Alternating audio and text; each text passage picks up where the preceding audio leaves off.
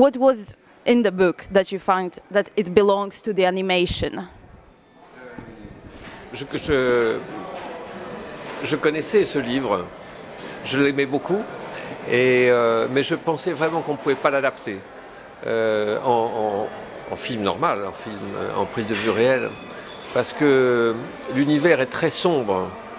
Mais quand un producteur m'a proposé de le faire en film d'animation, j'ai dit ça c'est formidable parce que dans l'animation on n'est pas dans la vraie vie, on est dans la vie un peu décalée et ça me permettait surtout, c'est ça qui m'a plu beaucoup, ça me permettait d'exprimer des choses que j'avais jamais exprimées dans les films avant et que j'aime, qui sont l'humour noir, parce que c'est d'un humour très noir et je me suis dit, ben voilà, en animation, on va pouvoir aller très loin dans cette qualité d'humour un peu provocante, mais qui me convenait bien. Dans notre société où on nous dit tous les jours, c'est la crise, c'est affreux, j'ai l'impression qu'on nous pousse vers cette forme de pessimisme que je me suis amusé à caricaturer dans ce film. Tout le monde n'a plus qu'une seule idée en tête, se suicider. Et puis il y a ce magasin merveilleux où on offre tout ce qu'il faut pour suicider. Donc c'est une métaphore extrêmement un peu culottée, évidemment, de notre société. Mais moi, je me suis permis d'aller loin dans cette caricature de la société actuelle pour m'en moquer.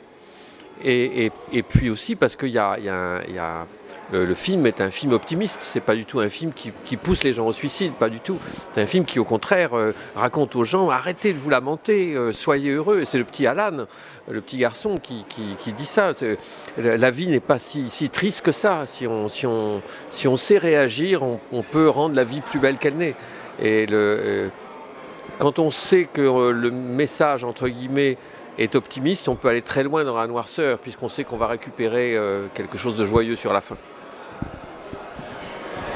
D'ailleurs, la fin du livre de Jean Telet est très très noire, très pessimiste. À la fin, le petit Alan, il saute et il se tue lui-même.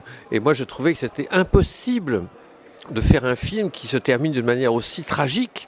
Et je lui ai pas demandé la permission, mais je me suis donné la liberté de changer la fin pour faire une fin.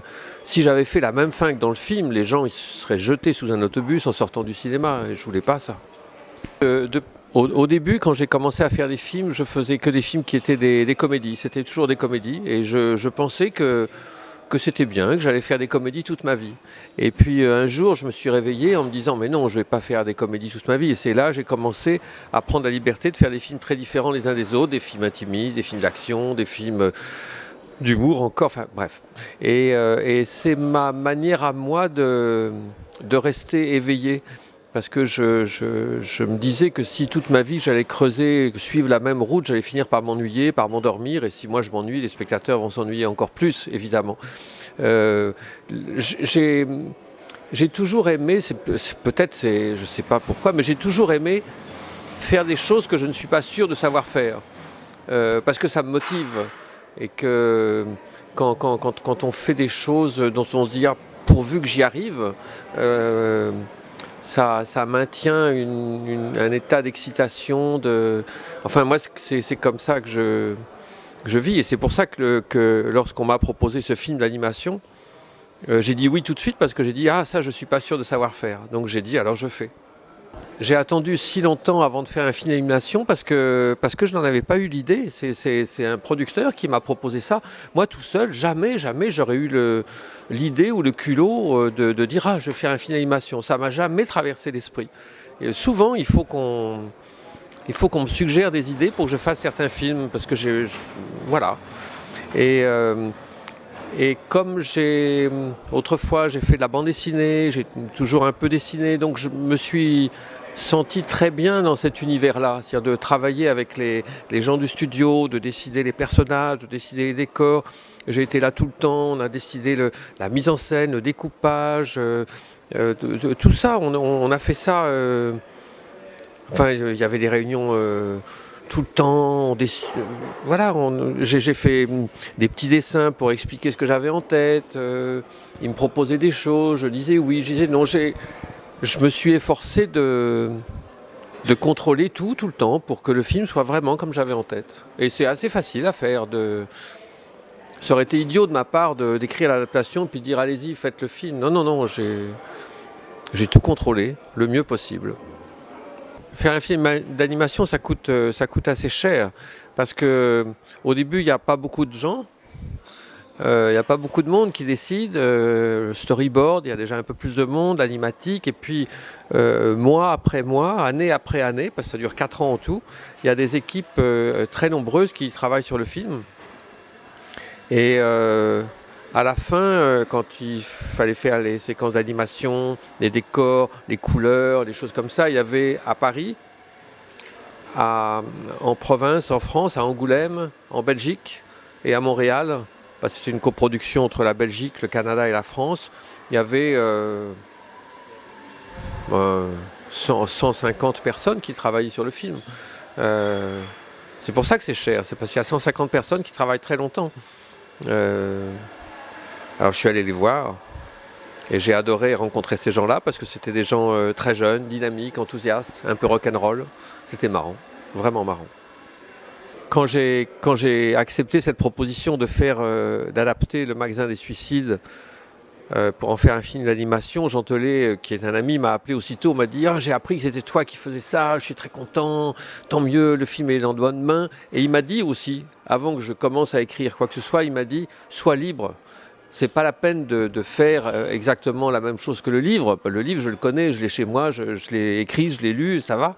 Donc, sens-toi libre. Sois libre pour faire vraiment un film à ton idée. Et il m'a laissé complètement libre. J'ai supprimé des choses dans le livre, j'ai rajouté des choses. Et il m'a dit je veux pas du tout exercer un contrôle. À la limite, j'attendrai que le film soit fini pour le voir, mais il était trop impatient. Donc je lui ai fait lire l'adaptation. On lui a montré des petits bouts d'animation, comme ça, pour calmer son impatience. Mais il a vraiment découvert le film tout fini que quand il était tout fini.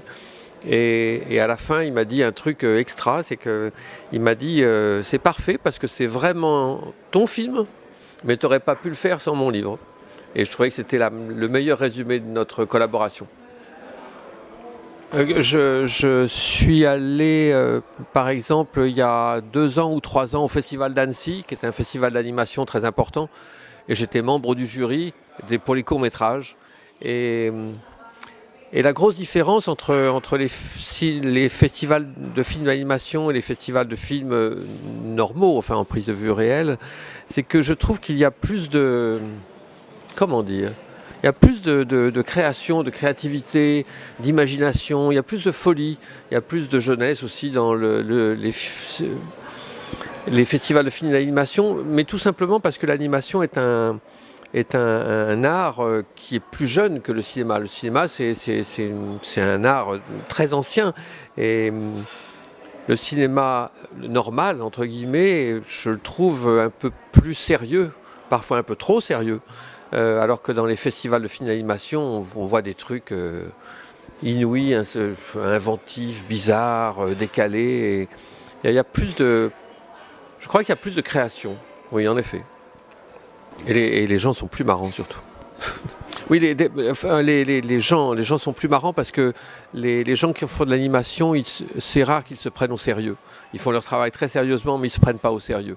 Et ça, je trouve ça merveilleux, quoi. Je savais qu'il y avait un festival d'animation important ici en Slovénie, qui est ici à Ljubljana, Animateka, mais je ne pensais pas qu'un jour j'aurais l'occasion de venir. Et puis comme ce film existe et qu'on m'a invité pour faire l'ouverture du festival, que le film va sortir en Slovénie, alors avec Jean Telet, j'ai passé un coup de fil à Jean Telet et je lui ai dit viens, on va en Slovénie. Et il était ravi et moi aussi, et on n'est pas déçus.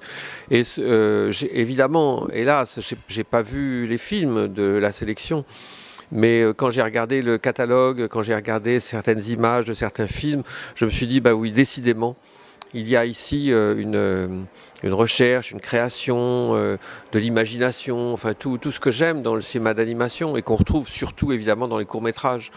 Parce que les courts-métrages d'animation permettent des recherches graphiques, inventives, vraiment formidable. Je pense que Animateca fait vraiment partie d'un circuit de festivals d'animation très très important pour les cinéastes et puis pour le public aussi bien sûr. Donc peut-être je reviendrai un autre jour avec un autre film d'animation, je ne sais pas. Je suis toujours très sincèrement émerveillé quand les films que je fais circulent, voyagent dans des tas de pays. Et quand je voyage moi-même et que je me rends compte qu'on connaît mes films, mon travail dans les tas de pays du monde, ça m'étonne toujours. Ça m'étonne toujours qu'on s'intéresse à ce que je fais. C'est pas de la fausse modestie du tout. Et donc là, pour ce film, Le Magasin des Suicides, dont je suis heureux qu'il sorte en Slovénie, je voudrais juste dire ceci, c'est que si jamais vous trouvez que la vie est trop triste, allez voir ce film et vous allez voir la vie autrement.